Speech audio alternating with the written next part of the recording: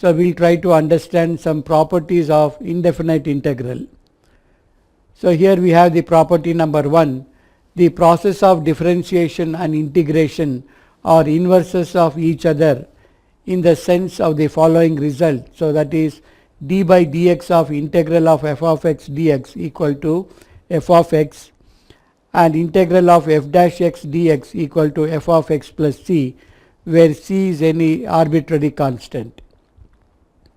And the property number 2, so two indefinite integrals, so with the same derivative, lead to the same family of curves, and so they are equivalent.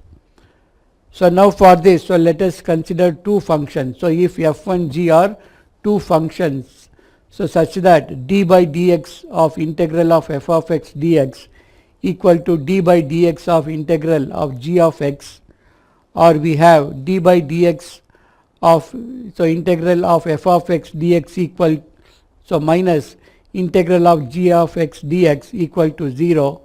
So hence we can define that integral of f of x dx minus integral of g of x dx equal to c.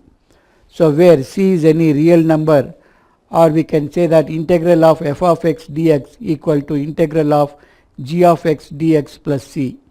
So because integral of f of x dx minus integral of g of x dx equal to c, so we can say that integral of f of x dx equal to integral of g of x, so dx plus c. So in this sense, the integral of f of x dx and the integral of g of x dx are equivalent. So this is the property number 2. So now we'll take up the property number 3. The integral of f of x plus g of x dx equal to integral of f of x dx plus integral of g of x dx. And the property number 4, for any real number k, so integral of k into f of x dx equal to k into integral of f of x dx.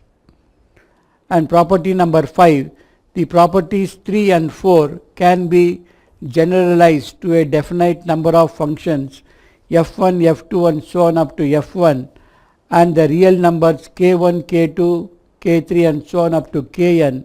So giving the integral of k1 f of 1 x plus k2 f2 of x plus so on plus kn into fn of x dx equal to k1 into integral of f of 1 x, so dx plus, so k2 into integral of f of 2 x dx plus so on plus kn into integral of f of n, so x dx.